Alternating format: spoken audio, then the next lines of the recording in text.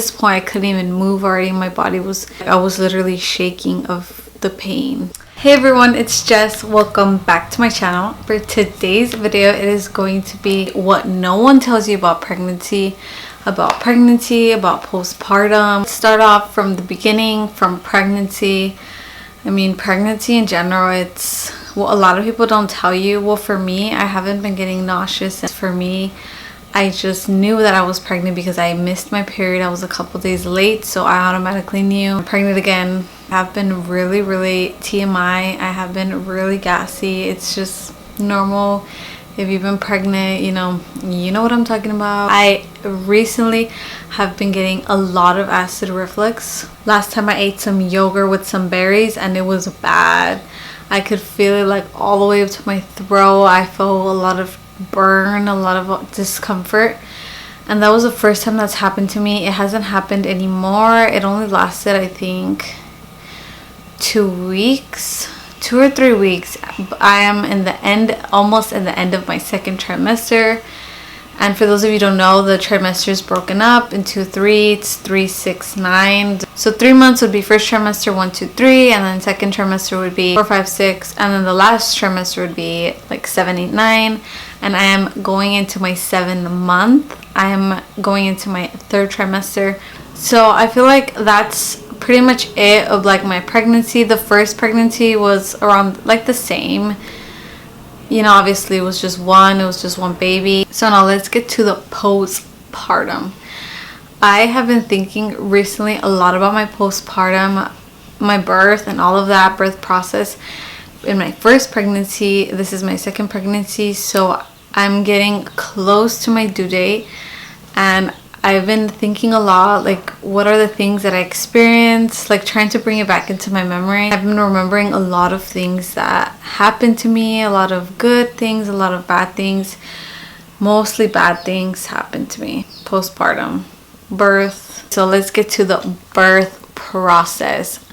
So it was a Friday. I remember it so clearly, and it was around 6 p.m. when I got my very first contraction. I was actually in bed.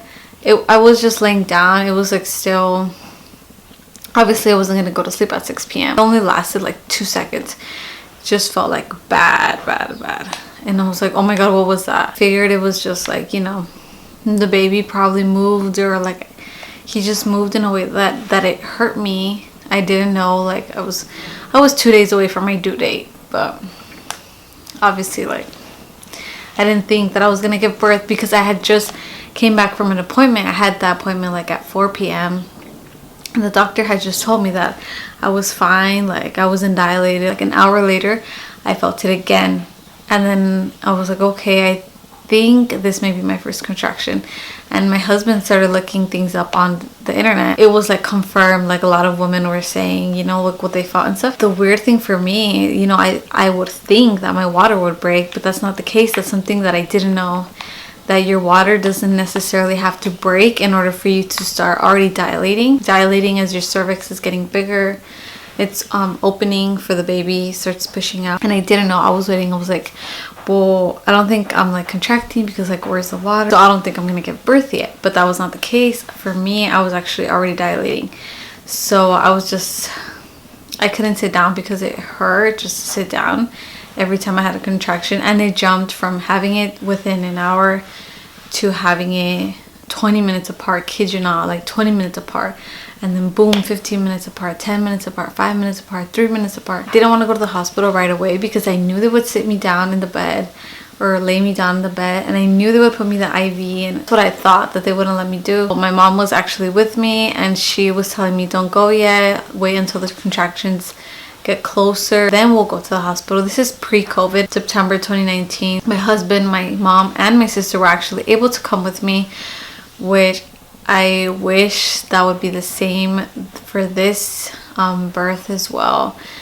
But I think it's just going to be me and my husband, honestly, because of COVID. I had everything already packed. I had mostly everything packed already, ready to go. The baby's bag was packed as well. So we got to the hospital. I was trying to check in, but the lady was asking me questions, and I was like, I can't answer. Like, I'm in so much pain. And then she's like, okay. So she just, you know, like, it's like my basic information, my card and stuff. She puts me in a room, and the nurse comes in, and then she checks me. I'm dilated, 6 centimeters dilated, and you have to be 10 centimeters dilated. It was getting really intense. You know, she put me on the bed, she put me the IV and everything. She said, has your water broken? And I said no. So then she's like, okay, so get up, walk. She said, I give it an hour. Oh, well, first actually she asked me if I wanted an epidural or any like medication or anything, and I said no, because my goal was to go natural. Like, there's nothing wrong with epidural or anything like that. I wanted to try to see, like, can I do it? Like, why not? Like, let's try it, let's give it a shot. And my water finally broke. I was so happy because I wanted the pain to be over. I just wanted everything to be over with. I wanted the baby to come out already. So then my mom and my husband helped me back into the room. And this time, since there could be only one person in the room at that time, because it's like a small room, so my mom came in with me now. And then they checked me and they said, okay, you are 8 centimeters dilated. So she said that I could already be taken to the room at 8 centimeters. So then I was like, yes, like, I need to give birth already. Like, this is just so painful. Like, I can't take any more of it. It was so hard. Then they take me to the other room. They transferred me in a bed, and once we got to the room, they told me, okay, jump on the other bed, like, scooch over, move over to the other bed. And I was like, what? Like, at this point I couldn't even move already. My body was shaking. Like, I was literally shaking of the pain. And a lot of you are probably like, why don't you just get the epidural, you know? But it's just something personal. And I tried to record the birth, but unfortunately the nurses were being like, she's not gonna want to watch this anyway, like, why are you trying to record? So my sister, you know, she didn't want to like break the rules or anything, so she just didn't record at all. She wanted to respect the hospital's policy, I guess you can say. This nurse decides to go use the restroom, and then all of a sudden I feel like I have to poop. Like, that's how it feels. Literally, birth feels like you're pooping. That's that. If you don't have kids, you don't know about pregnancy or birth or anything like that. That's how it feels to have a kid. Well, at least vaginally. I don't know about C-section. I only know vaginal birth, because natural vaginal birth, because that's something that I experienced myself. So they say with the epidural, like, all your legs are numb, I guess. I don't know. I've never experienced that. I've just heard some stories about it. That's something that not a lot of people talk about. I didn't know that I would actually poop while I was giving birth. Like, it was TMI, but that's how it is. I didn't even care who walked through that door. Like, I was just in so much pain. Like, I needed to get this baby out now. This nurse, that she went to go use the restroom, and then I started pushing, and I guess the lady heard me, like, you know, like starting like when you poop. The nurse comes running back, and then she checks, and the baby's head was like already showing, like, and then she was like, oh yeah, you know, she's ready to give birth. Like, yeah, I was ready. Like, a while ago I was ready. You were here. I'll try to find some nice pictures. I do have some pictures. That was the birth process. After giving birth, we went into the room. We took the baby. They checked everything. The baby was good. His heartbeat was normal. He even pooped and peed like seconds after coming out. So that's a good sign too, that all his body parts are functioning. One of the second hardest things I had to do, it was so painful to breastfeed. That's something that no one told me, and my mom actually told me. She's like, I didn't want to tell you how painful it was going to be, because I didn't want to scare you, and I didn't want to like put you in doubt, like, oh, you might not be able to do it because it's painful and stuff like that. But it was painful to breastfeed. Like, my nipples, literally, it TMI, but it's the truth. Fed, you know what I'm talking about, exactly what I'm talking about. My nipples were literally like red, burned. They felt burned, like they felt cut. It was so painful, but it was only like 2 weeks of that.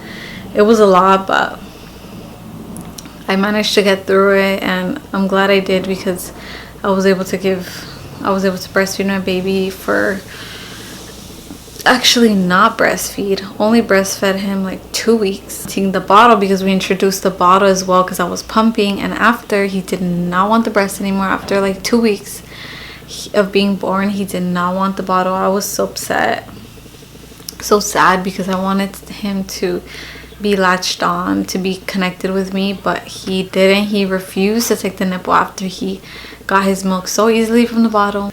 And I pumped for 11 months every single day. From the beginning it was like every 2 hours, but then it slowly went to like every 3 hours. Another thing that no one told me, the first pee after vaginally delivering your baby was burned. Like they got fire and they lit that baby up. Like, not the baby, but me. Like, you know, it burned so bad and I was so scared. Like, I remember the nurse took me to the toilet and she was like, okay, I want to see, you know, like if everything's fine, like when you're peeing and stuff. And she gave me like some pads and like cooling pads too. And then she was just waiting for me to pee, and I was like, I can't pee. Like, I don't know why it does not come out. I guess I was unconsciously like aware that it was gonna hurt. I don't know, I didn't think it was gonna hurt, but it burned. And no one told me that my hair was going to fall out. Like, my hair fell out. I didn't shower every single day my hair because of the amount that it was falling out, but literally like probably like a little less, like this much fell out every time I showered. I think I actually did cry. I cried because my hair was falling out so much. And then just that, and then adding on, I had fever. I did not feel good. My body felt so weak. My mom had to grab the baby a lot of times because I just couldn't, like, my body wasn't responding. But I think after like 3 weeks, everything was like, thank God, everything was just so much better. I was actually able to enjoy my baby a lot more because I felt healthy and I felt better. For this birth, I am going to do a video, a vlog at the hospital. I'm going to insert pictures of my body, pre-pregnancy, postpartum, pictures of the twins, a video of their birth and all of that. So if you're interested, subscribe and like this video so that you let me know that you want to see that video. And that is it for me. Thank you guys so much for watching, for coming back. I'll see you in the next one. Bye.